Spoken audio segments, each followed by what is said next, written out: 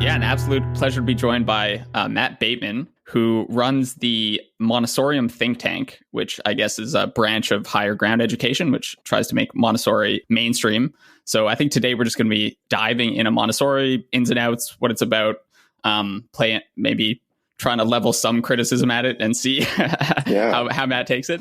That'll be fun. See how Maria holds up. yeah, exactly. So the reason I wanted to have you on is just a growing self-awareness on my part that my sort of relationship to learning and knowledge has sort of changed over time and pretty dramatically in like the last few years. And so I think I have a much more healthy relationship with it now, where like I'm really driven by my own curiosity, and there's no sort of like natural bound set on my learning. I just dive into a subject, and when I feel like I've gotten to the bottom of what I want to get to the bottom to, I stop and move on to other things. Whereas I feel like my education in school, even up to like the undergrad level, wasn't exactly like that. And so I've been just I was very like test driven, grades driven, etc. And I didn't have, I don't think I had a unique educational experience, like pretty typical public education in Canada. And so I've just been toying with the idea of like, is there a way to realistically have made my education, my grade school education, a little bit more what learning is like to me now? Yeah. Instead of sort of driven by more just instrumental goals. Yeah. And so I'm still unsettled on the answer to that question. And I think, a lot of people have criticisms of the educational institution and various stages of it. And there's lots of different solutions out there, from like abolishing the whole thing to making everything incredibly strict and regimented. And so Montessori seems like one method that's actually relatively well thought through and has some like evidential backing and stuff. And so I just wanted to spend some time basically picking your brain about the foundations, how successful it's been, your like personal experience with it and whatnot. So maybe ending my soliloquy, I'll just let you introduce yourself. And no, that's great. And I already have so many thoughts. I mean, just the issues that you raised where, look, there's a certain way that education is approached in what we could probably inaccurately, but colloquially call traditional education or the status quo education system, K-12 through university, at least in a lot of places in North America and Europe, has a pretty regimented feel and a pretty transactional incentive structure. Maybe even transactional isn't the right word, but there's all sorts of issues that you could peel apart about that. So I'll get to who I am in a second, but I just can't resist. So one of them is, if you just take the things that you studied in school, whatever you studied, what did you study in undergrad? I did math and computer science. Yeah. Math and computer science. I mean, you could probably imagine a version of what you did that just has like better content, teachers, and is just like more exciting and inspiring. Like if you think of like the best class that you ever took and how good that teacher was at like motivating the questions and like getting you into it, it's like, why isn't everything like that? Why is it that like, I don't know what classes you particularly hated, but a lot of people have this experience of like, wait, like in retrospect, I spent like 7 years in social studies or French or whatever it is, and I learned literally nothing and it was boring the whole time. But everybody can also remember that one literature class or that one math class where like the professor was really into it and that it was hard and inspired and everybody got into it, but you still got a grade at the end. So there's that issue. And then there's the issue of, I can't remember who said this, like Paul Graham or Balaji or one of these people who's like, in real life, you are faced with very, very difficult tasks at which a kind of, maybe not mediocre, but like a middling performance is like a real achievement, like you've accomplished something. And in school, you're faced with extremely easy tasks for the most part on which you're expected to achieve perfection. And you're ranked in this very kind of ecologically invalid way with grades and tests and other things like that. And there's something very odd about that whole structure. And all of those things mixed together to give you an overall feel, to give most students an overall feel in school, like something is very odd about the way that you learn in school versus the way that you learn in real life. And it's hard to kind of peel apart the different layers and figure out how to do it differently. But that we can talk about that more. Who I am, I'm Matt. I run this think tank that we really just formally launched like 2 weeks ago, called Montessorium. And the purpose of this think tank is to get at the truth in education, particularly the philosophy of education, the big picture, humanistic picture of education. I think when a lot of people hear education think tank, they think either like policy think tank, like access, like social justice, school choice, like whatever your pet issue is, or they think research, psychology, like we're figuring out what really works. And we're neither of those things. We're like, let's look at 3,000 years of education and figure out how Aristotle got it right and wrong, and how that compares to Dewey, and what are even the different threads in education today, and like what can we figure out from that about what the truth is. And as you mentioned, this is an offshoot of higher ground education, where I've been doing this kind of work, this kind of like in-house intellectual philosophical think tank work for really the last 5 years. Higher Ground is a startup. We've got 90 schools across the world, birth through high school, that use the Montessori method in a pretty pure way, I think, in the younger ages, and then in what I would say is a principled way, but probably an impure way, historically, as you get older. So we're really, as you can probably tell from the think tank, we're like the Montessori child. We're like, I want to think things through myself and be free to make our own mistakes and then arrive at the truth. And that is what we do. And typically the truth is heavily informed by and influenced by the principles of Maria Montessori. So that's who I am in a nutshell. I mean, I have a first career as like an actual academic. I have a philosophy PhD, and I used to work in tech, and there's all sorts of other things that you could know about me. But sounds like multiple lives. It's interesting. I mean, this is related to education. A lot of interesting people that I know. I mean, really, everybody just has one life. And there's this Steve Jobs line in his commencement speech about how like the dots only make sense kind of like looking backwards, not necessarily looking forwards. You can't plan it all out. But one of the things that the education system is really bad at setting you up to do is to recognize that you live in a world and you have this life where you can be very nimble and where the parts can add up in counterintuitive ways and where you can think outside of the box. But yeah, I've had a life, about half of one.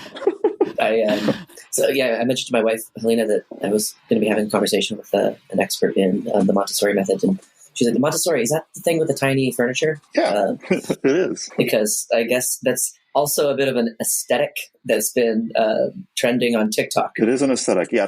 TikTok, Montessori TikTok is incredible. Like there are montages on TikTok where I'm just like, oh my God, I'm a terrible parent. Like I watch these moms do this incredible stuff where their kid is like making this 2-year-old is like preparing coffee and making eggs benedict. And, that's an exaggeration, but yeah. But I'd love to maybe just go into the details of the Montessori method. Like, let's go through the pitch. Let's talk about what it is and compare it to other teaching methods. Because in asking that question to Helena, and then realizing that I didn't actually really know what it was besides tiny, cute wooden furniture and things, I think I would just love to dive into the details, basically. So let's go there. Yeah, I mean, when I first got into Montessori about 10 years ago now, I didn't know anything about it, and my impression of it was even worse than it was.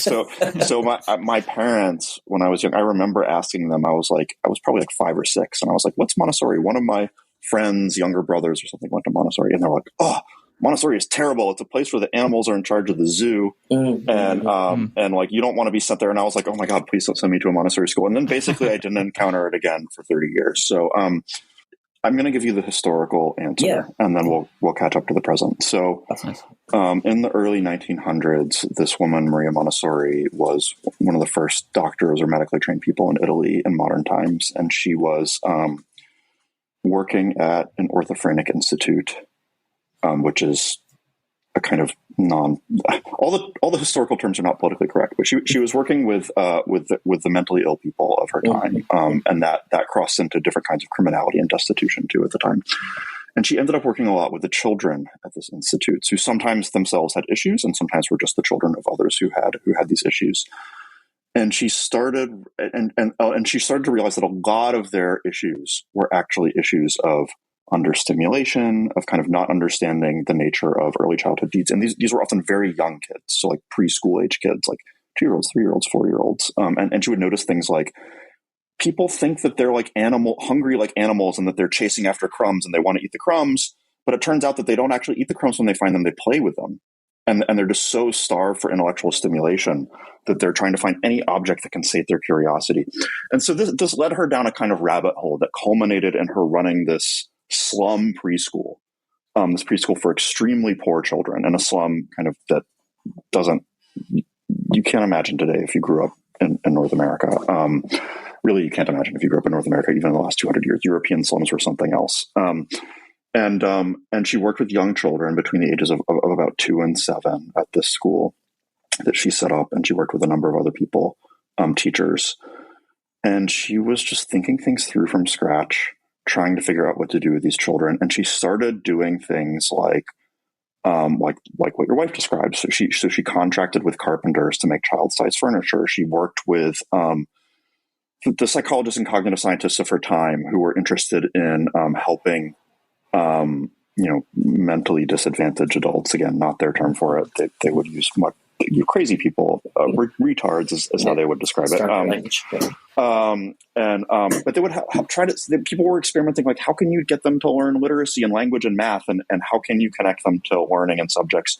And she started to use these materials that were being developed for adults with children. And so she would bring like math materials or just attribute comparison materials to children, and they were really into it. They were more into it than they were into like dolls and board games and the other kinds of things that they had at the time. And so she was following with what she thought the children were most engaged with and the most interested in, and working with much younger children than anybody had really worked with before in a systematic way. I mean, people worked with children, but outside of the context of schooling or education. And what made her, and there's a bunch of interesting things that came out of that, but what made her famous is some of these children at 3 and 4 years old, actually a lot of these children, when they were young, she taught them how to read and write. And at the time, nobody thought that you should try to teach children how to read and write before the age of 6 and 7. It was thought to be quite difficult. And if anything, the consensus was moving in the opposite direction. The consensus was moving in the direction of stop pushing literacy on these poor children. That's like an adult thing. They don't understand the point of it yet. Wait until they're older, not even 6 or 7, but like, let's wait until 8, 9, 10. This is the progressive method in the US, and a lot of progressives in Europe were pushing in this direction. And she had children joyously writing in the spontaneous way with materials that they chose to use when they were 3 and 4. And so this made her internationally famous. But the school that she set up, the kind of tenor of it was give children a very specific structure. And that structure basically has 2 parts.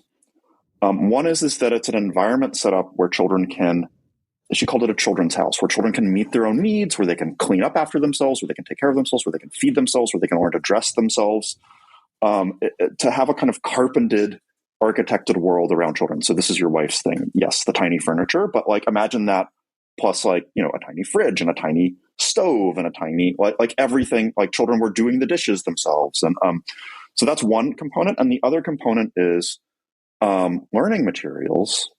She was a pioneer in learning materials that have a very specific use and scope and sequence. So these aren't just toys. It's not just like there are Lego blocks and you play with them, and incidentally you might learn something about proportion. They're designed to be used in certain ways with certain exercises that are done repeatedly by the children, but that children love, and she tests them out to kind of make sure the children love them. And then once you have that environment set up, you give the children tremendous liberty. So liberty to kind of take care of themselves, to take care of the environment, to use these materials as they see fit. And the guide's job, the teacher's job, who she calls guides, their job is to kind of show the children how to use the environment, to inspire them to use the environment, show them how to use the environment. And other than that, it's pretty hands-off, as she kind of described it. Certainly compared to traditional education and traditional child rearing, it's hands-off. It's actually more hands-on than certain progressive methods now because the pendulum has swung in the other direction. So that's the kind of basic picture, the look and feel of the Montessori school. Liberty plus this highly designed environment with multiple components that are designed to help children develop optimally. She was very, very influential. So a lot of the things that at the time were like novel, it's like, yeah, now everybody, like you buy children's furniture at IKEA, what's the big deal? And Fisher Price makes learning materials that teach you how to count. Like a lot of this has kind of been pushed out, but the kind of integrated, refined system is still pretty novel. And it's one of the only learning methods. Like there are no Dewey schools, John Dewey schools. There are no, like, it's one of the only kind of like, there's a method here. It's very specific. You can find it in almost every country on earth. It looks basically the same, especially in early childhood. It's a pretty refined method for for running a preschool classroom, toddler classroom. And how much of the method's efficacy is just like keeping out the Prussian model? Because I imagine a lot of this is just kind of a bulwark against more strict and authoritarian forms. So I actually don't think. I think it's a chunk of it, but I don't think it's the majority. So every progressive educator in the early 20th century wanted. That's not true. Some of them love the Prussian model, but all the ones that we now associate with progressive education, alternative education, they all were concerned with this Prussian model, this kind of German state-run system that is about nationalism and is about kind of industry and military, and the kind of Prussian system was innovative in its own bizarre way, and a lot of people were very impressed with it. But Dewey wasn't a fan of that model. Even Horace Mann, who's accused of lionizing that model, did not actually like it. There's some good. One of our think tank fellows, Carrie Ellard, has some good essays on the Montessori website about this subject. But the progressives hated Montessori. Mm-hmm. She was always kind of an outcast and an outlier, and it's because they were like, screw all these learning materials. We want like project-based learning where children are doing things like shearing sheep and spinning the wool into thread and then making their own clothes. And like that's something that children can actually understand. Like if you're bringing in like, here, I have this thing. I don't know if the audio is going to, or the video is going to be available to everybody who listens to this, but I just happen to have on my desk a binomial cube. So this is a binomial cube. Nice. It is a puzzle for young children. And for elementary children, it teaches them how to do binomial factoring. Do you guys remember, like, if you like have in parentheses, like, or A plus B times, I won't go through the whole song and dance, but this is a visualization of what that process actually means. And young children use it as a puzzle. They reconstruct it. It's actually kind of like a hard puzzle. Like I was showing this to my wife. She was like, "This is easy," and she put it back together. I was like, "This is wrong." and then I explained it to her. She was like, "Oh my God, this is amazing!" Like, she's sitting across from me right now. But children just use it as a puzzle, and then when they get older, it's like they've been sensitized to like, oh, this is the actual meaning of math. A lot of progressive educators, early 20th century progressive educators, considered this kind of thing to be like too structured, too much of an adult imposition. And so the fact that there is this pretty advanced literature and math curriculum that starts very young is still pretty unique to Montessori, I would say. So this is mostly, when people say Montessori method, they mostly mean for younger children, like ages like 3 to 9-ish, or what are we? Yeah, so Montessori did most of her work in the 3 to 6 age. Okay. And then every kind of 3-year chunk you go out from that, either younger or older, it's like she did a little bit less work on it herself. And it's a little bit less worked out. And Montessori is the most popular in the 0 to 6 age. Really, it's considered an early childhood methodology. I think that kind of pattern is very profound and influential, and the work that she did for older students is very relevant too. But when most people say the Montessori method, what they're thinking of is like that is a kind of preschool. That is what they're a kind of early childhood childcare center. So my synthesis in trying to like read as much about it as possible is that it's simultaneously sort of more structured and less structured than maybe like the status quo system. More structured in that it sort of posits like a developmental sequence that children should follow in order to learn things as well as possible. And that this sequence has it that children learn sort of different things at different ages. And so you should present them like tools and objects in such a way at these ages so that they learn sort of in like an appropriate way, but also less structured in that you just give them, like, once you set up this sort of synthetic environment in which they can operate, you kind of just let them loose in this environment for like long periods of time so that they can like explore their own curiosity at will. Is that a fair way to put it? That's extremely accurate. Yeah, that's extremely accurate. So the kind of structure of the Montessori day, the day starts with a 3-hour work period. And this is a period where children are free to choose a work off of the shelf that they have been introduced to get it out, to set it up at a table, to practice it. And they could work on it for anywhere from like 5 or 10 minutes if it's a younger child or a child who's like just not that into it and who decides they want to work on something else for really hours. And part of the reason to have a work period like that is that the core. So there are a lot of specific skills that Montessori is optimizing for that we've talked about a little bit. Underlying all of them, the deep thing that Montessori early childhood is optimizing for is extended periods of concentrated work. And the idea is that if a child is interested in something and they're working on it and they've got that little furrowed brow on their head, like not that they're like, so it's not just like they're running around and they're excited and they're happy, but there's a look that a child gets where they're like into something and they're working with their hands and they're trying to do it over and over. You do not interrupt that. That is sacred. You protect that. The child is building, to use a metaphor that I don't like particularly well, the child is building all sorts of kind of mental and characterological muscles in exerting effort, trying something over and over that is difficult for them. And you need an extended period to kind of get them into that state. They need to be able to choose something. They need to be able to even choose multiple things and kind of feel out what they want to do and then get lost in the work. And then when they're done, return the work to the shelf. And you need a long period. So like, I mean, I don't know what you guys do. Is this what you do for a living? Or are you just professional podcasters? Or, I wish. So whatever you do for a living, like imagine a day without meetings.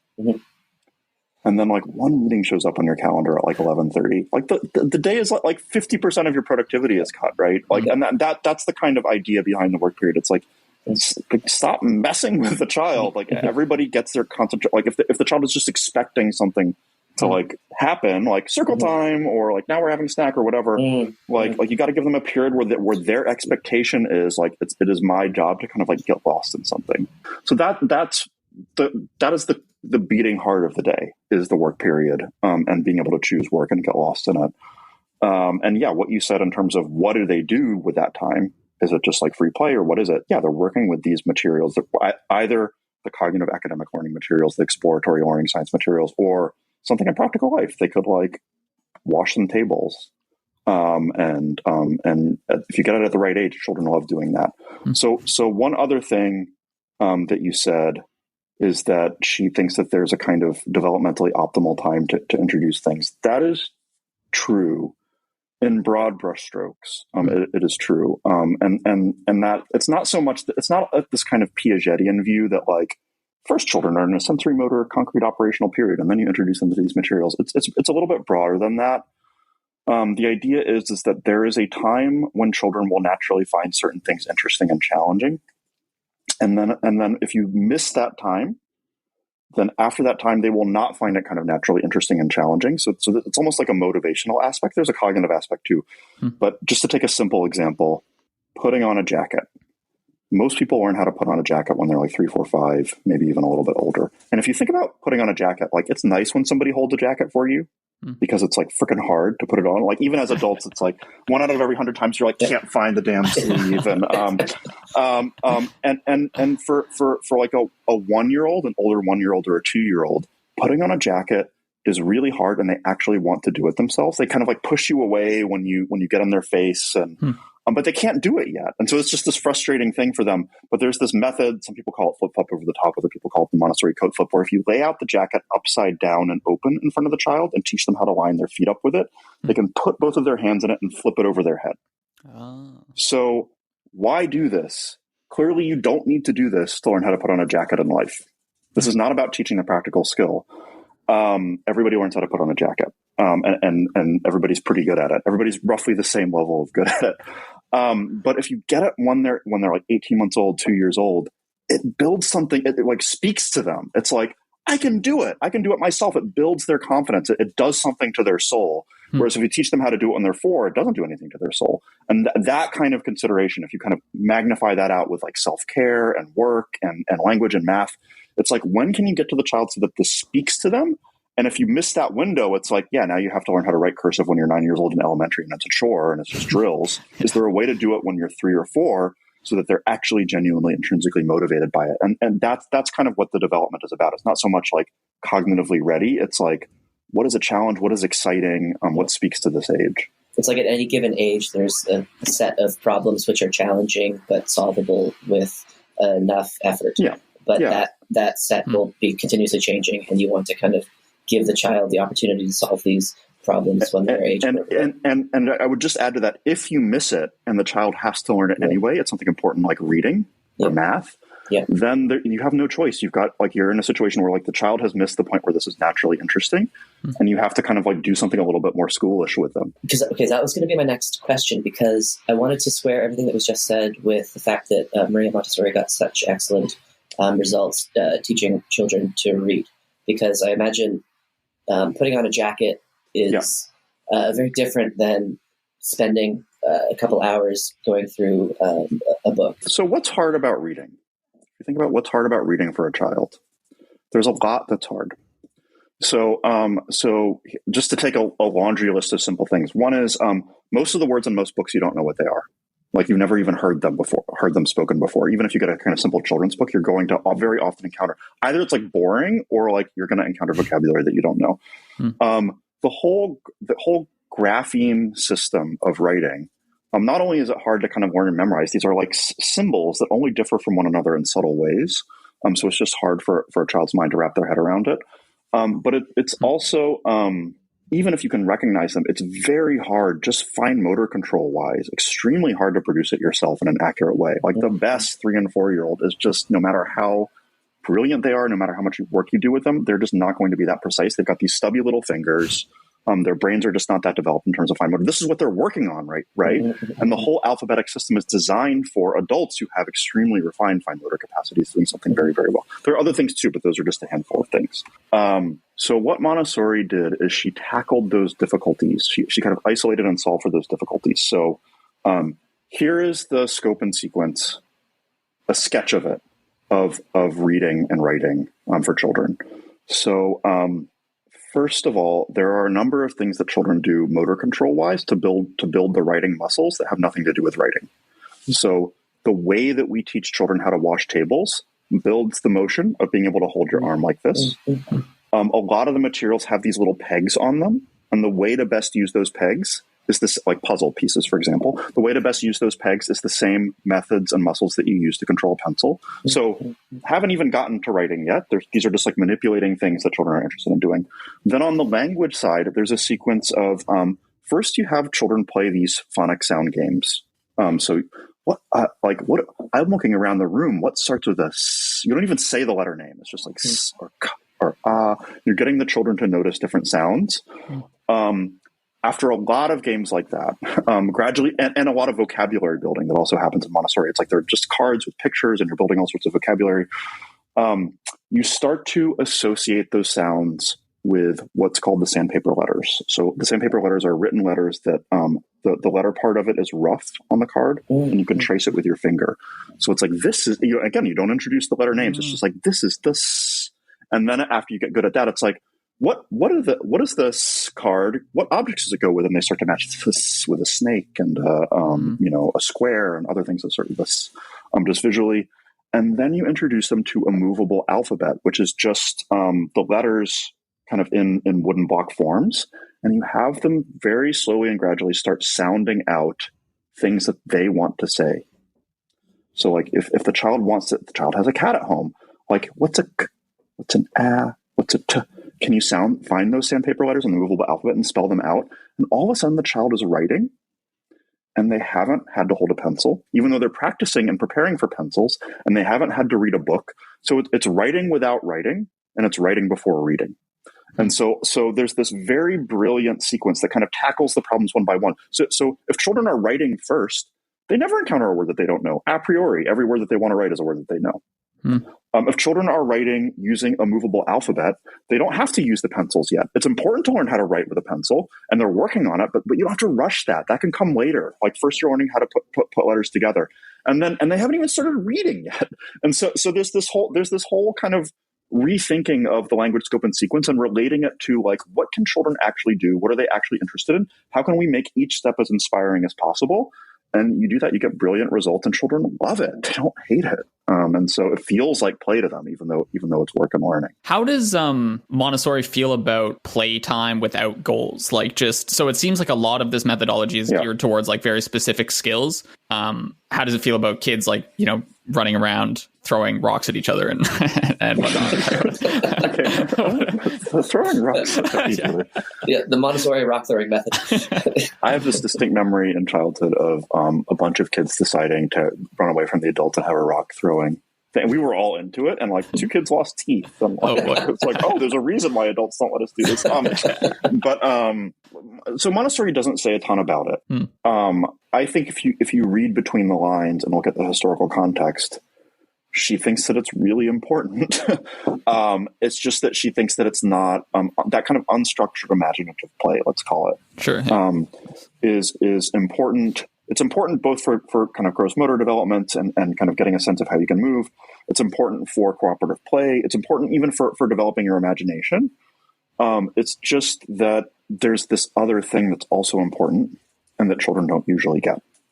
And so the way that I think about it as a parent is, yeah, I absolutely want my daughter to have imaginative play and unstructured play and outdoor play. And that's super, super important to me. But it's also important to me that she spends a few hours every day with goals that mean something to her, that are challenging, where she's pursuing her needs and learning something. And if you just get the first thing, the kind of unstructured play without the latter thing, I definitely think that she's going to be missing out on something. I would worry that she's not building the kind of the goal pursuit, value pursuit, knowledge pursuit, interdiscipline and structures. I don't think that those just come along for the ride in unstructured play. I see. Okay. So if I'm a parent and I walk into a Montessori classroom, first I witness a lot of tiny furniture, but then after I get over my shock, what differences am I like? Presumably there's going to be these long hours of uninterrupted work. Is that going to be the main difference I'm going to notice, or like what's going to strike me as I sort of like walk into a Montessori classroom? May I just quickly hop in just to say that as a new parent, I don't and as a human being, I don't remember my preschool experience. And so when you answer, can you also contrast to what we would expect to see just going into another preschool? Yeah, good point. Yeah. So I think, most preschools that you see today, I'm going to be a little bit unfair to Kendrick Hare because it's just a center of the page example, or Gymboree or a lot of these. Most of them are like, it's largely play based. So there is a lot of unstructured time for the children to run. You might have like an hour block or 90-minute block or whatever, where it's like, we're going to play inside for this hour. We're going to play outside for this hour. Then we're going to have circle time and do songs for 30 minutes. So there's a kind of structure to the day, but it's mostly around playing with toys. Amongst the different toys, so the toys will be things like blocks that you can build with dolls. There'll be a dress-up area. There'll be a play kitchen. Some of those things will have even pretty good like learning components. Like they'll be somehow indirectly about teaching you math skills or teaching you cooperation or teaching you how to read and write. There might even be some structure in the day around like, this is the 30 minutes of the day or the hour of the day when the older students come together and we do a reading lesson, or we do read aloud, or we learn something about the alphabet. There will be like a little bit of that. That's what a preschool would look like. We could talk about infants and toddlers, by the way, separately, but I'm just picking the 3 to 6 age because it's easier to contrast. You will occasionally find preschools that are like, am I allowed to say Tiger Mom still? That are you can just edit that out if it's not. That are like, so Mandarin immersion programs. Yeah, this is a common place to find that, or a language immersion program. There's a lot of drill and kill for 3 and 4 year olds. That there's a lot of like, there's flashcards effectively, or there's kind of like call and response. It's quite structured, and for quite an extended time, it feels like the children are in little classes or little tutoring lessons. Or if you go to like, you see this a lot in kind of, like I see this a lot in like certain corners of like New York or Hong Kong where the academic kind of the school market is pretty competitive. It's like the day is quite structured around something class-like, where it's not so much free play. It's like we have our science time and we have our reading time, and they try to make it fun for the kids, but it's really like the teacher is directing the classroom. In Montessori, what you will see is, when I first went into a Montessori classroom when I was, 30, it felt to me like, so I had a very happy childhood. And the thing that I remember in my childhood is like hours at the creek. I grew up in the rural Southeast, hours at the creek, like catching salamanders, building dams. Like I had these little projects, or I would get lost in Legos and like really spend hours or like all day building these very elaborate constructs. It feels like that. So it feels like you're in a place where a bunch of children are lost in work. There's a hum of social activity too. So, but by and large, children are working in either individually or in 2s and 3s, like gathered around some project, gathered around like a map that has like every country in the globe. And the children are like putting it together as a puzzle and mapping the flags. And you're just like, what the hell? Like, how do they know all the flags? Or they're kind of like working on some sort of puzzle or block exercise, but they're like really into it and they're working quietly by themselves and they have that furrowed brow look. Or they're like cleaning up something with a friend. There'll be two friends in the corner like washing windows. And the guide, it's quiet. There's a hum of activity, but it's relatively quiet. And the guides in the classroom the adults in the classroom are like circulating, observing, like getting down at the child's level and like talking to them a little bit. They might circle around to some children that aren't doing very much and be like, can I interest you in a presentation? And they might bring them to an area where they present some materials to them and get them into some work. It feels very different. It feels like a kind of old world IKEA aesthetic plus like an open office work plan plus, I don't know, like a Lego. I don't know exactly how to describe the blend. I mean, you should just watch videos of a Montessori room. You can Google them or get on TikTok, as Bateman was saying. But it feels pretty distinct. It feels different. This is so interesting. So I'm imagining I'm, let's say, a preschool teacher. I'm not part of the Montessori method, but I like what you're saying, and I want to kind of start adopting some Montessori practices just in a non-Montessori place. Would it be something like you kind of surreptitiously leave some challenging toys and puzzles around the play area, and then are careful to not interrupt the children when they're intensely trying to solve these more perhaps challenging puzzles and toys? You can do that. It's I think in general, if you want to systematize it in your classroom and you want every child to kind of like participate in this, that's not sufficient. But yeah, I mean, when we have babysitters, for our toddler, one of the things that I tell them is like, look, if she's into something, like, don't feel like you've got to jump in and play with her. Just like pull out your phone and like mess around on Instagram for a while and like whatever she's into. I don't care how kind of exciting or trivial she is, or the activity seems to you. So you can think about like, who are the children that I have? What are they going to be into? And then you also have to think about like, what are they going to be into? Like where they're kind of working on it. And it's not like they're going to be into it as like, I'm going to turn this big block into a lightsaber and like, and they're like concentrating on like having a lightsaber battle with their friend. Like that's, again, nothing wrong with that, but that's not the kind of distinctly Montessori work that we're looking for in our classrooms. So part of the reason why there is the specific curriculum and the specific scope and sequence is that it's things that have over 100 years of practice in many, many different cultures and countries been found to, if you present them to children in the right way, be generally engaging and challenging.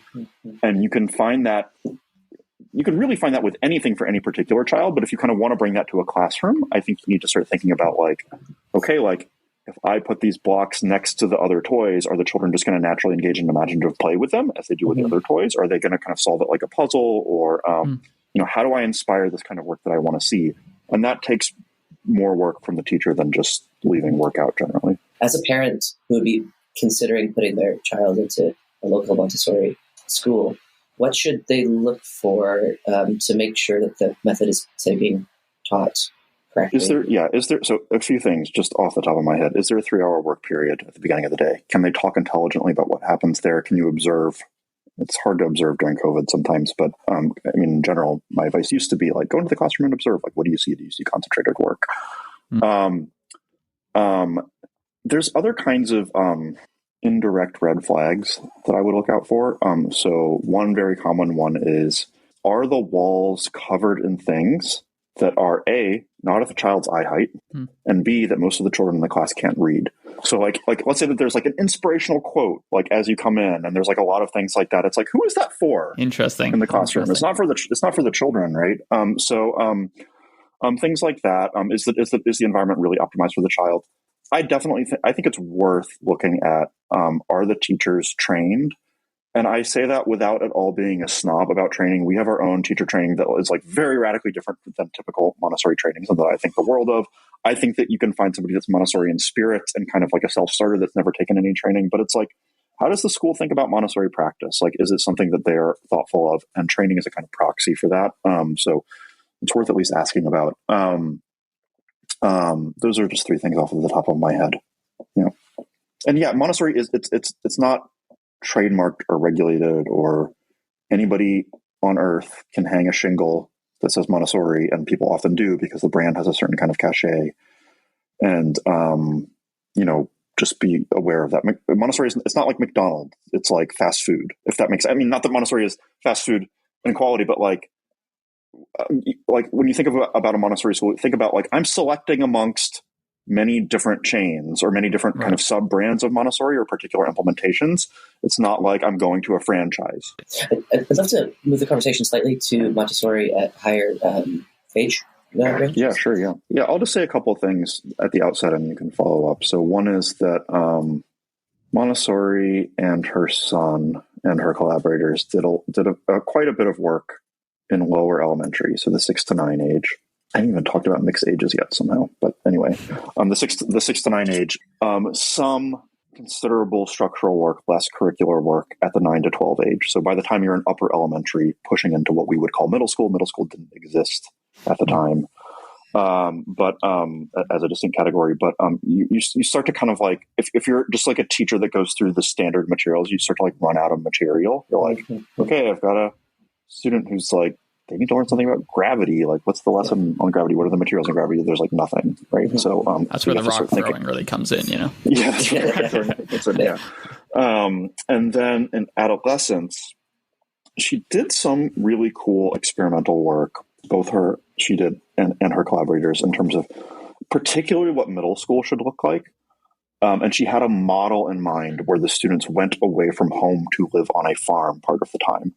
And where the school and to run the farm as a business, not just like a toy, like let's work on the field and play around and run around, but like, yeah, like you're responsible for these crops and you got to go to the market and sell them. That's half of your time. And the other half of your time, you're learning academics and kind of studying. She said very, very little about high school. So let me just speak personally. You could look at the landscape of like, what does this look like in the Montessori movement? And what is the cutting edge of adolescent thinking? How I think about it is, Montessori did a lot of work in the early years to show us that a lot of the distinctions that we think of in education, like between to what extent should children be left to be free to their own devices, and to what extent should there be like a rigorous program that they're put through? A lot of those are actually false alternatives. There's a third way where you can have like maximal freedom and child-centered education, and also a lot of structure and a lot of rigor and a lot of academics, and these two things actually dovetail really well together. And people are making a false choice when they think about that.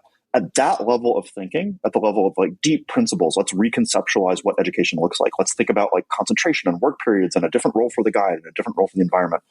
That applies throughout education. But what that looks like at different ages was only partially worked out.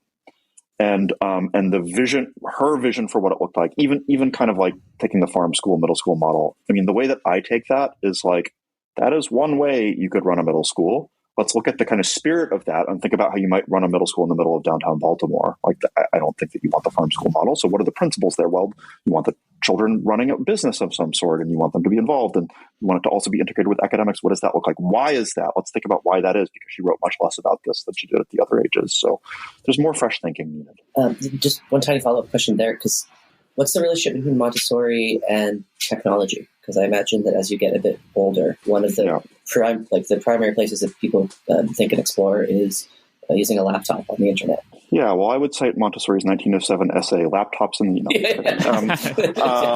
So obviously, this is an area where any Montessori educator, you're going to have to do kind of first principles thinking. You're going to have to say what do I believe about these principles? The world has changed. It is interesting to note historically that Montessori was like, she doesn't get enough credit for this, and then the Montessori movement is actually a little bit allergic to this. But she was very interested in like early video technology. She was like, "What, you can like show children like a video of an elephant? Holy crap! That's like way better than seeing the picture." And most children are never going to be able to see an elephant in real life, so we might as well show them the video. That will be so inspiring to them. And she had in mind like little carousels that you would like spin and like like these kind of like movies in the original sense of movie, moving pictures. Yeah, we do a lot with technology in our schools, especially in the elementary age and especially in the upper elementary age, including introducing children to things like typing, introducing children to things like internet research and internet searches. I mean, to be frank, my daughter knows how to use an iPhone. She is 21 months old. She can actually get ready for this, Vaden. She'll like we gave her the phone to watch a movie of herself and walked away and came back 2 minutes later last night. And she had like pulled up a YouTube video of like The Sound of Music somehow, which she loves. And we're like, how do you do that? Like, right. And she was like rearranging our apps on our Apple TV. Like there's things on our Apple TV where she's like made things. I'm like, I don't know how she did that, but we don't know how to undo it. So children in, the developed world get exposure to technology. And I think that has to be part of your thinking as an educator in terms of what am I adding here? What am I adding both in terms of like core, like, so if you think like social media, lots of risks, also potentially great benefits. One of the main risks is that if you engage in it before you have a certain kind of social cognitive maturity or self-control, like you get sucked into a kind of popularity context and you get addicted and like, okay, so like a lot of our thinking around technology is like, how do we build this core character such that children are like maximize the benefits and minimize the risks, right? But some of it is like actually skills, like research skills in particular and typing skills in particular are two really, really big ones. There are some people that are not higher ground people, but higher ground adjacent people who are working on really interesting things in terms of, there's so much great stuff on the internet for children. I mean, how much children can learn from just YouTube? Yeah. Forget about like a dedicated learning technology, but like YouTube is the best learning resource ever created. I say that despite being a diehard Montessorian, and despite the fact that YouTube is not typically thought of as ed tech, like you can learn anything on YouTube. It's still a little bit hard for children to use it independently. So often, especially like a 3, 4, 5, 6, 7-year-old, like you've got to go to your parents and ask them to help you search for things or ask you to help look things up, or to help them curate your experience if you really want it to be optimal. I know people who are working on that problem. Like, how do you make it so that children themselves can interface with the internet in a really productive way? That's unsolved. No, this is so interesting. So I'll tell you what I've been thinking about. This may be just so odd, but so I'm a PhD in computer science, and recently I've been trying to figure out how to get Georgia, my daughter, a laptop set up in such a way that she has to problem solve her way and learn code by the time she's like, so give her like a terminal window to get access to YouTube, for example. So she has kind of a struggle, and I think that tech and computers are a great domain for frustration and problem solving, and this like, how do I get that jacket on? And I get the jacket on, that kind of thing. And so I don't know if that's like a Montessori method mentality, but it seems totally maybe adjacent to it, which is like set up an environment that's challenging, but yet achievable with enough persistence. Yeah. So I mean, probably you both went through this as kids, some version of it. I was like a very, very early adopter of the very, very early internet. I was super lucky. I mean, nobody even thought of this as an opportunity when I was a kid, but when I was like, 8, 9, 10, I was on like the Clemson University gave their professors like access to like a command line interface internet where they could use cutting edge email programs like Pine, and it was all command. There weren't web browsers yet, and I got into that stuff when I was a kid, and I mean, in retrospect, it's one of the most valuable things that anybody could have given me, and nobody knew that at the time. People were just like, let's try to make Matt go outside and play some more, which was also good. I'm grateful that people did that. But yeah, I mean, nobody has yet worked out the Montessori scope and sequence of computers. So, and you can think about that both from the perspective of understanding.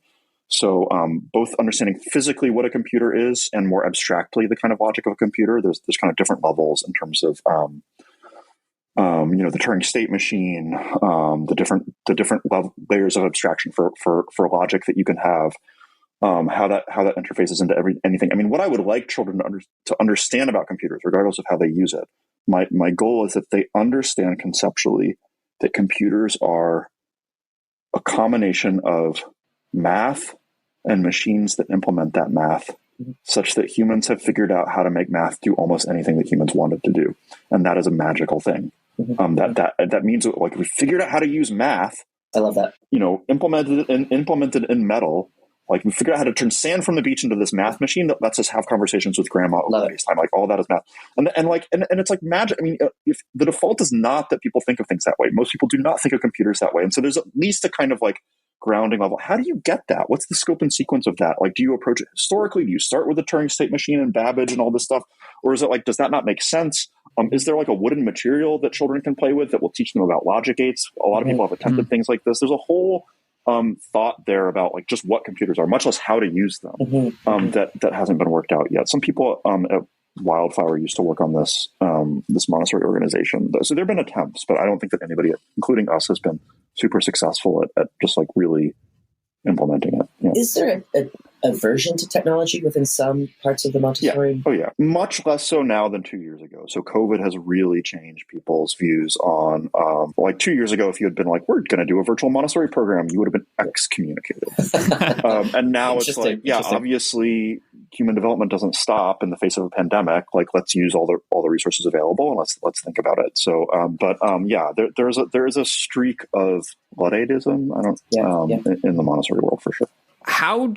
So my sense is that the Montessori method in general is averse to like tests, homework, like standardization of that sort.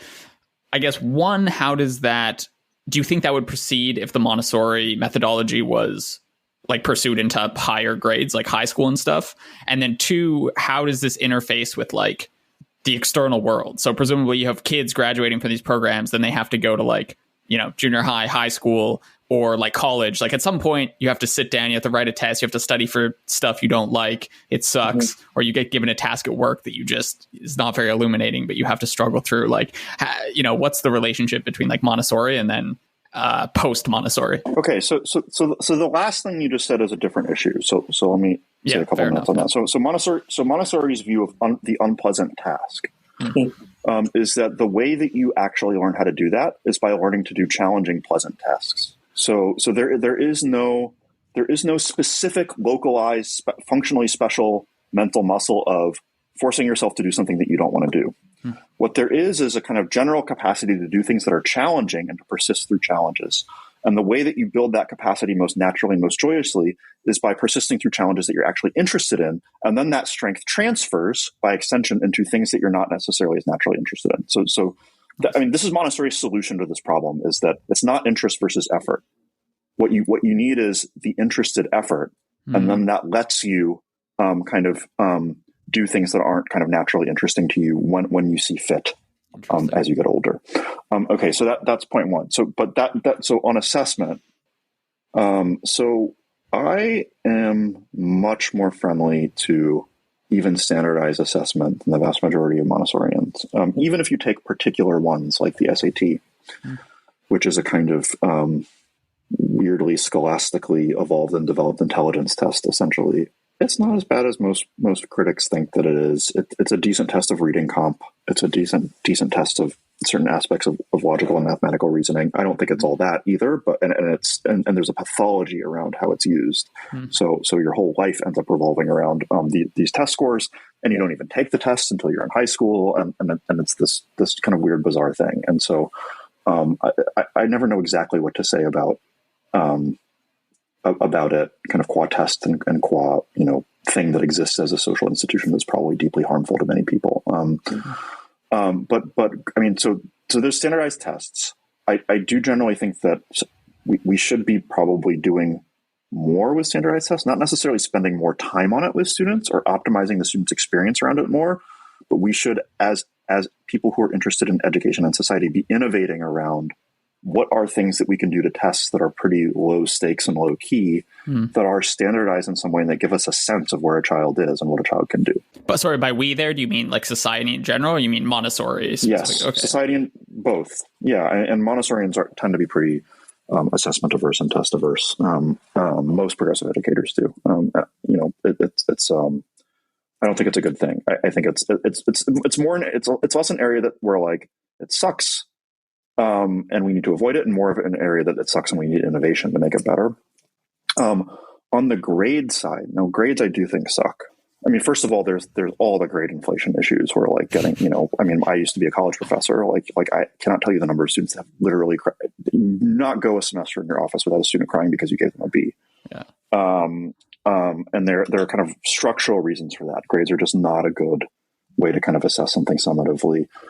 that the thing that I said very early on in this conversation about school is about getting easy tasks that you're expected to do perfectly, and life is about getting hard tasks that you're expected to do very imperfectly, but that in a way that still matters and adds up and that you get credit for. Like grades are just like the epitome of that. It's just like you want the 100, you want the A. It just teaches you the wrong thing. Like if I do like pretty well on this podcast and like a decent number of people hear it and one person reaches out, I'm going to be like super happy. Like, that's not an A plus. Like that's like a C, but that's like you should be happy about a C, right? It just teaches you the wrong thing. So grades suck. Homework, generally, I think if you're not getting the kind of learning that you want the student to do in the school day, you're doing something wrong in your education system. So there should be kind of time away from school. School is a specific thing. Yeah, I think my model for the best assessment system that I know of that exists is the Boy Scouts. You guys know the Scouts? Fascinating. So in the Scouts, you have the whole system is very, very interesting. So you have merit badges. And to get a merit badge, it's not just like some adult says you deserve a merit badge and you get a merit badge. You have to decide that you want the merit badge. You, the learner, decides that you want the basic not merit badge or whatever. You go through a series of tasks that has options in it, but that also has a certain kind of structure in it. And there is a manual for each merit badge that tells you like what counts as having earned this merit badge. There's a number of things that you need to fulfill to do it. There are some options, some requirements for what counts as fulfilling it. And there's like a whole kind of worked out manual as to what it means that you have this merit badge, and it's taken quite seriously. As a whole, like I stopped being a Boy Scout when I was a Wolf Scout, I think. So I don't even remember what the ranks are. It's like Cub Scout, Wolf Scout, Boy Scout. So there are like a small percentage of scouts, probably like a fraction of 1%, go through this whole multi-year thing and as adults earn Eagle Scout status. Being an Eagle Scout, it's something to be proud of. People put it on their resumes. There's like a network of Eagle Scouts. It clearly does something to you. Nice. But there's no shame in dropping out as a Wolf Scout. If you drop out as a Wolf Scout, you were still a Wolf Scout. So it's kind of like it's like mastery learning across the board, where it's kind of like each step is a real achievement. Each step is something to be proud of. You get the students' buy-in. There's a real assessment process. There's even buy-in to the assessment process. You're proud of the badges.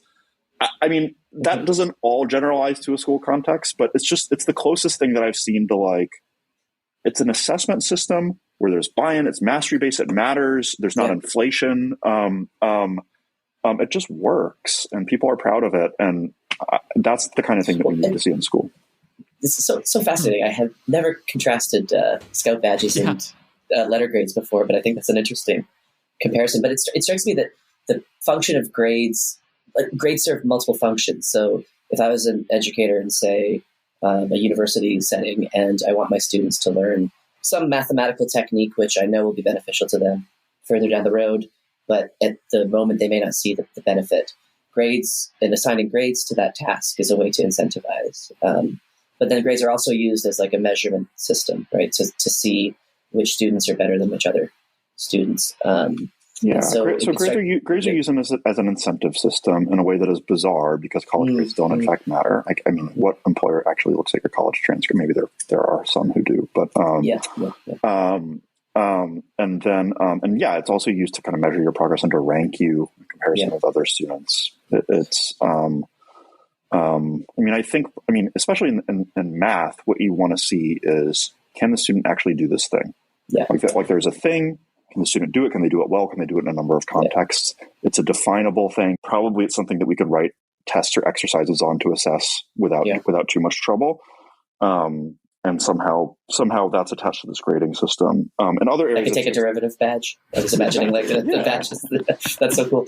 Or even like group the 6 most common derivative rules into a set. And it's like, I know the derivative shortcuts guru or something like that. And you could even have like an accolade of derivative shortcuts. Yeah, it's like you do the hacks. You can use like GPUs to do fast transforms and get derivatives faster than anybody else. Like you can imagine a whole series of stages, right? Yeah.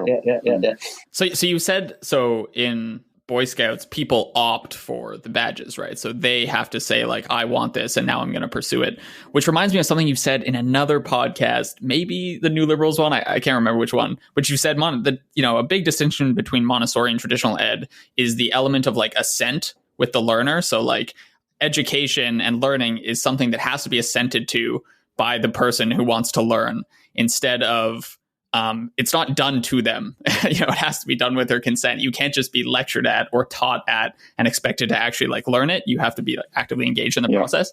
And I do like this a lot. But I can imagine that as you, especially if Montessori becomes more popular at higher grade levels, that there's a bit of a tension here between assenting to learning things, which will naturally follow the lines of my interest, and having to come out of some sort of education system as like a human who knows some broad array of facts about the world, right? Like, what if I never want to know anything about history?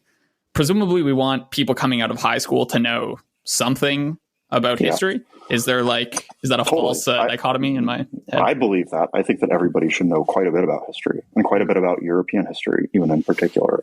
So let me just start on that issue. There is a lot that you can do to get somebody interested in something. And there's also a lot that you can do to make sure that somebody will never be interested in the thing.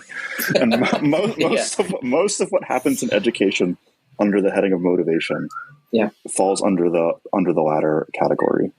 I think if I was responsible for a child between the ages of birth and 12 and I could not get them interested in history, that's not the child. That's on me. Like that it's like I have totally failed. Like, history is awesome. Everybody is interested in history in the same way that everybody is interested in putting on their jacket. Everybody's interested in putting on their jacket when they're 2. Everybody. Sometimes I get Montessori teachers ask us, like, what if my toddlers just aren't interested in washing their hands? I'm like, I've never met a toddler who wasn't interested in water and splashing around and getting like this is a universal thing. There's no such thing as a toddler who's not interested in washing their hands. I think that there's no such thing as a human being who's not interested in history if they're kind of set up in the right way in the right time for it to connect with them. So I don't like it, and that makes sense, right? It would be weird to say like this is universally important, but some people don't care about it. That seems like a contradiction if you actually follow it through. Like, why are there universally important things that people don't care about? You should be able to get people to care about it. I mean, if you can't, like, what is it really universally important? Is it just that some people are bad and dumb? Like what's your explanation for why those two things? So the second thing I would say is consent is complicated, and consent is extra complicated with children, but it's even complicated with adults. So just to give one adult example, a lot of people consent when they're 18 to join the army. And they do it because some subset of them does it because they want the structure imposed on them. They want to go to boot camp.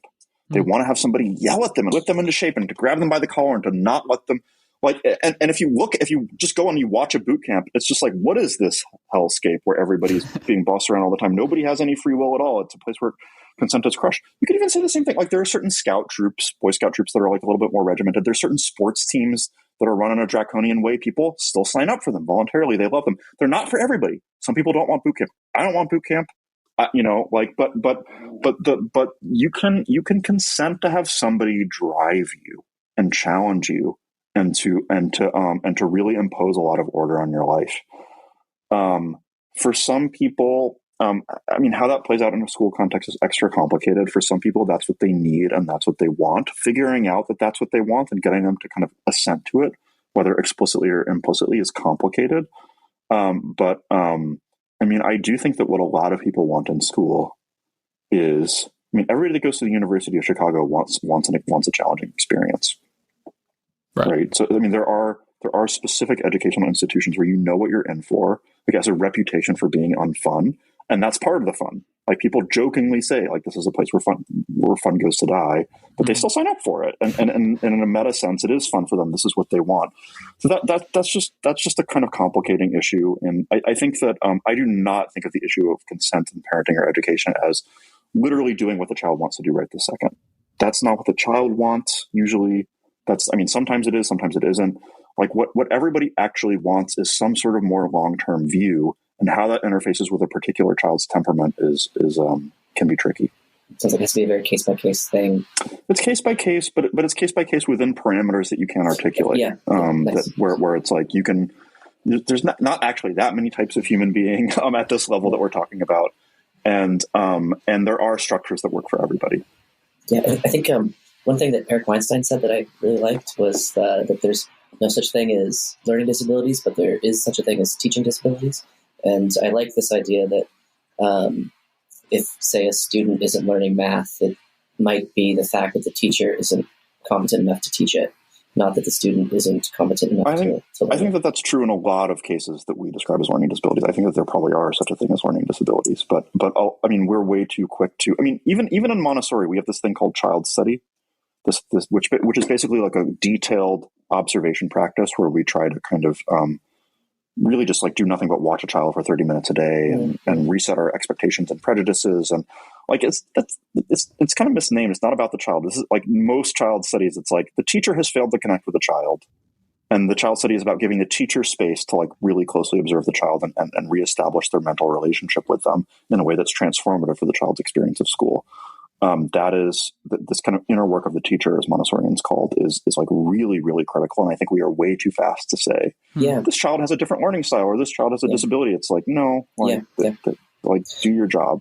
This is an thing that I'm really interested in. So let's say I'm a high school teacher and I, for various reasons, I can't easily leave the public school system and switch to a Montessori method, but I can make subtle changes in the way that I teach my class, perhaps, that would kindle perhaps a better learning environment within the constraints of the current teaching paradigm. I'm just curious what advice you would have for such a person who perhaps is inspired by a lot of the things you say, but has to work within the confines of their academic structure. So first, I think it's really important to conceptualize and even to embrace the confines. So you have to surrender to the challenge of your situation as a teacher. And whether that means like even over and above the state standardized tests, your school district has decided that like they need to see these test scores in order to get certain funding things. It's like, fine, that's part of the job. Like let's kind of like take that serious. Like, don't fight that. I think you have to kind of figure out a way to make that mean something to you. And otherwise, the rest of what you do is going to be lost. So part of the reason why you do that is you have to be able to conceptualize it in order to set up fences around it. So whatever the requirements are, I think you want to, you know how like an immune system like kind of like puffs up around infections, and like that's kind of what you want to do around whatever you think the worst aspect is, and like those are kind of like the rest of what happens in the classroom is protected from that. And then one of the most common things is like, there's this teacher in our schools who I love, this math teacher who, when I first interviewed him, he had already been teaching math at the school that we were requiring for a couple of years. I was just like, so what do you think you've accomplished with your students this year, your math students? Am I allowed to swear on this podcast? Yeah, absolutely. Okay. Hell yeah. So he said, well, at the beginning of the year, all of my students had felt like math said fuck you to them. And so they were saying fuck you to math. Mm-hmm. And now they have a healthy relationship with math. I mean, that is the kind, I mean, that's, especially if you're a high school teacher, you are not teaching young children. You are inheriting students who are have already internalized pathologies from school. Like you have to think about, you have to think about remediation. You have to think about their relationship to the subject. You have to think about inspiration. You have to like go on a student by student basis and say, all of these students have missed most of their sensitive periods for being interested in most of what they have to learn in high school. Like, what am I doing to like hold their hands through it and try to rebuild that relationship and connection and to inspire them? For some students, that's going to be like straightforward inspiration. For other students, it's going to be like, we're going to make a boot camp for you. Like, it's going to be hard. You're not going to like it at first, but at the end of the day, you're going to see results. And this is something you need to do. And here's how it relates to your life. And I'm going to pitch this to you and sell this to you and get you excited about it. I'm not going to say no until like you, like, it's going to look like non-consensual math. Right. I mean, you've got to kind of take it student by student and figure out what these students need and kind of where they're at in terms of their, you know, almost certainly remediation required journey. And I say this, part of the reason why I can say this with some confidence, apart from just my own schooling experience and anecdotal observations, is I taught college students at UPenn and Franklin and Marshall College. So good Ivy League university, really good liberal arts college. You get really bright students. They all had these pathologies. I mean, most of what a college professor does with 18 and 19-year-olds is deprogramming from school.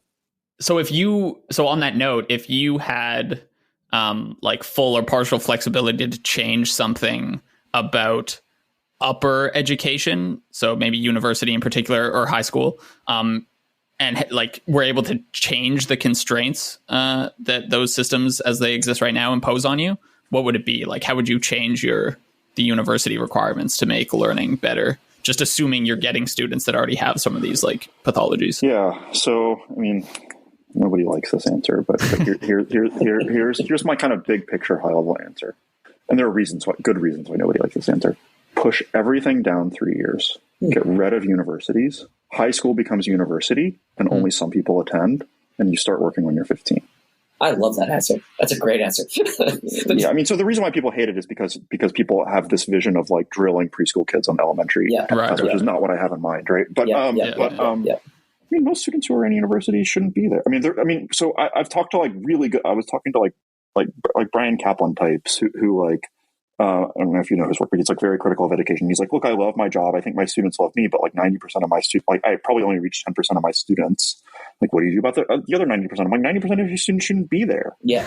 right. Like they shouldn't even be in school at this point. They should be off working somewhere. And we have this weird system where 21-year-olds are still in school. Like most 21-year-olds are still in school. It's totally insane. Life is postponed for so long. And our school system is so bad. Like if it actually did its job and taught you anything in elementary and middle school, most of what you'd learned in high school and college would be obviated. And so, I mean, the kind of general anchor is, I'm very pro work. Like I think that work forms a part of the good life, and this is part of Montessori's philosophy too, and part of why she thinks it's important for children to like lose themselves in concentration young. Is like you're building a work ethic, you're building a love of work. And this extends into adulthood, and the good adult, the adult who has a good life, is one who loves effort in some way, who finds dignity in work. And I just think that's how. I mean, there's a million ways that you can work. I mean, we have a kind of prejudice against it as a society for reasons of child labor and for kind of classist reasons, I think, largely. But I was working when I was 15, and I probably should have been working more. That jives so well with my experience of being in the university system, because most of the people I study with, I say, don't love it. They don't love it nearly enough to endure it. And I'm a bit of a freak show on this because I frankly just love what I study. And to me, researching what I'm interested in is like playing a video game. Like when I'm actually playing video games, I wish I was researching. But I think for most people, it's very much the opposite. So it works well for me because of my weird idiosyncratic nature and the fact that I lucked out in the field that I'm in. But most people I study with are not happy. And so I think that your advice is just so spot on, because I think many people go to universities thinking that this is just what success looks like, when it's one kind of success, but it's by no means the And also everybody has the experience of like being 27 and realizing what they should have actually done in university, right? It's like, oh, like I should have actually these 4 classes would have been really valuable to learn. Yeah. And these 10 classes were really worthless. And like, if they had like 1 or 2 years of work experience before they went, it's like what school should look like is you go and work, and then you go and get a little bit of school, and then you go and work, and then you go. I mean, that's where things are going, right? So, yeah. And then there's just the issue of there's this weird system where you're just in school for so long, way beyond where it's clear. It's like somehow this is setting you up for a job. And yet most students, when they graduate good universities, are like, I guess I'll do Teach for America for you, or whatever the trendy thing is now. That was 10 years ago. But there's a lot of failure to launch cases. Educators, the more humanistic the education is, the less cognizant it is of the kind of dignity and value of work, which is a crime in my view. There's so many reasons why kind of working earlier actually helps education. And have you noticed that there's a bit of a condescension towards the trades? Yeah, totally. And that I can't stand, because some of the most curious and interesting friends of mine are in the trades. And I contrast that to some people who are getting their PhDs and are just... I mean, just... So I mean, this is a little bit personal, and not everybody has to deal this way. But I'm a philosophy PhD. Pretty... First blush is probably about as kind of snobbish and elitist as you guys get. And I am a snob, so I don't want to shy away from that. But I love manual labor, and I always have. I loved yard work when I was a kid. I still like moving. Like I don't even let my wife, when we have to move apartments, I don't let her help. Like I'm just like, I'm doing it. I'm packing all the boxes. Like I'm moving them from point A to point B. And she's like, why? I'm like, because like you take things that were in one place and you move them to another place, and that's satisfying, and you're tired at the end of the day. Yeah. and it accomplishes something. You get to see the value of your work. Our school setup, so we have 80 schools, 90 schools. Like, I love going to a school and like unpacking boxes and building stuff. But this, I mean, even beyond that, like, even if you don't love it like I do, and I don't know exactly why I love it. I mean, if you're like a barista or you're working in fast food, like, even if it's not your favorite thing, like, it confers dignity. You're doing something. Like, you're providing a certain kind of value and service. You're learning about interacting with other human beings. There are lessons there. There's kind of characterological lessons and life lessons there. Probably providing much more value than most PhDs, to be honest. Yeah. I think that there is this. I mean, Montessori is really good on this topic. I have an essay that I think it was published in the Chalkboard Review a month or two ago called "Vocational Training for the Soul." Nice. And I think one of the things that education should do, starting from a very early age, is it's not vocational training and vocational experience in the sense of like setting you up to be a plumber or a stonemason or whatever. It's like setting you up to kind of like understand and love work. And that has a certain hands-on practical component, but it also has things like you should study the history of industrial progress and labor. And like that should be a part of the history curriculum. And you should see how all the different kinds of jobs that people have had. You should understand how supply chains work. You should understand like little things like being a fast food worker or being an Amazon worker in the context of these amazing global supply chains. And it should be elevating, and you should see yourself as part of this project no matter what profession you're on. Montessori is really good on this topic. She's really good on like all work is intellectual, all work is manual. You have to learn how to valorize this when you're a teenager, even younger. But especially, she thought that this is what the middle school student did on the farm, is that they learned how to valorize manual labor. Anybody who can see the value of both and who can integrate the value of both has such a competitive advantage today, because most people like pick a side. Even people who I really like, do you guys know Mike Rowe? Yeah, Dirty Jobs. Yeah. I mean, I love his work and I love his methodology, but there's just like, there's like a little bit of like an anti-elitist streak in it that I'm just like, no, like it's like you could have your cake and eat it too. It's about loving everything. Like, love the people who go to grad school for their PhD and love the people who don't, you know? And that I think is what Montessori was so good at, is she's like, social workers are awesome and artists are awesome and bricklayers are awesome and bankers are awesome, and stop telling me that there's a single job that's not awesome. Nice. Beautiful. Yeah, it strikes me this is a big problem that I think most developed countries are going to face at one time or another. Just this like sort of classism that you get between the higher educated and the trades and whatnot. And the US seems to be on the forefront of it, but it seems it's like a huge coordination problem, because even at an individual level, if you do not necessarily just value like higher education as an end in and of itself, if everyone around you acts as though they do, then you're incentivized to, for example, pay $200,000 to try and get your kid into like a college that's 10 places above your neighbor and stuff. And so, I mean, the thing that has to be accomplished is not making higher ed and kind of more creative intellectual professions less worthy of status. The thing that needs to be accomplished is making other professions more worthy of status. So, nice. More deserving of status. So we need that kind of early American attitude back of like labor is awesome, work is awesome, all jobs have dignity, without rolling our eyes or sticking up our nose, without punching up. Like, we don't want to do a disservice to any of the incredible, amazing, aesthetic, creative, scientific, intellectual work that I think happens every day. We have to like keep our eye on that being valuable too. It's just like there is a kind of I mean, I don't think that the U.S. ever fully shook the idea of classes. I mean, in the 19th century, around the time when it should have, when it should have been like, wait, in America, there's no such thing as a class. Like, this whole idea doesn't apply to us. We didn't make that move, and now we're still stuck with kind of higher and lower status professions.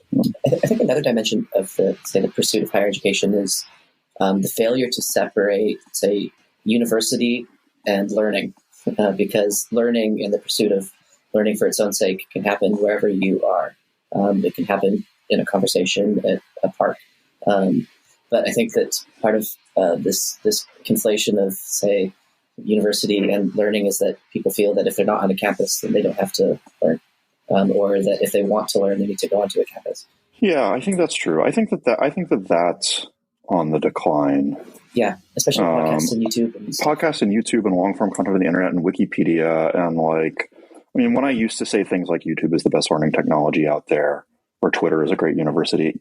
Like people used to be like, yeah, but, and now everybody's always like, yeah, exactly. You get it. Like it's kind of like this point is being assimilated.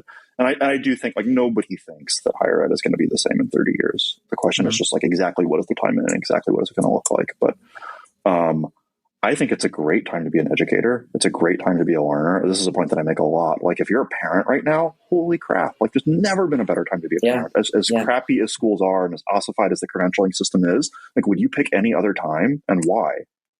So many good things out there for learners, for learning. Sign me up for the tiny furniture because this was an amazing conversation. And any plugs or anything that you want to plug before that we didn't ask you about that? Yeah, one specific plug. So I teach this course on the history of education, and we're just wrapping up V1 of the first round. So we start in early antiquity, pre-Socratic, and we go through antiquity and the classical era and the Hellenistic period and the Dark Ages and the High Middle Ages and the rise of the universities and the Enlightenment theories of education that didn't actually impact education and education in early America, and then all the progressive educators, and then we do Montessori and wrap up with the 20th century. So we're just finishing up the first cohort. It's awesome. Had a 100, 150, 200 people take it the first round, including some really incredible people that like really push me. Some people that are like also like PhDs and ed tech CTOs and things like that. So I'm trying to get as many people like that in the second cohort as I can. And this might even be the last time that I run it. So I might kind of turn it into a podcast or automate it. So this might be your last chance to run live. And V2s, I can already tell you it's going to be better than V1. There's so many things that I'm going to change and improve upon. So sign up for that at montessorium.com. There's a courses tab. You will see it prominently listed. It might even be the only course that's listed right now. That starts, I think, at the end of February, V2, and right now you can get discounts. So go ahead and sign up. But yeah, generally, check out Montessorium, follow me on Twitter, M. Bateman, sign up for our newsletter. You know, if you like what I said, I say this kind of thing all the time, so follow me. Yeah, I can personally attest that your Twitter feed is well worth following. Thank you. Yeah. How long does the course run? How many? It's a 12-week course. Okay, cool. 12 weeks, hour and a half. It's pretty lecture-y. I mean, we do some discussion and engagement every time, but it's pretty much you're lecturing, and then we run some optional discussion sections too. So nice. You're signing up for a podcast that you can attend live or listen to. Awesome. Async if you want. This was an amazing conversation. I hope at some point to have you back to just talk about the education and the anytime, the whole anytime. course. Thank you. Yeah, you guys were awesome. This was really fun. Yep. Thanks, Beta. Yep. Absolutely. Yeah. Thanks so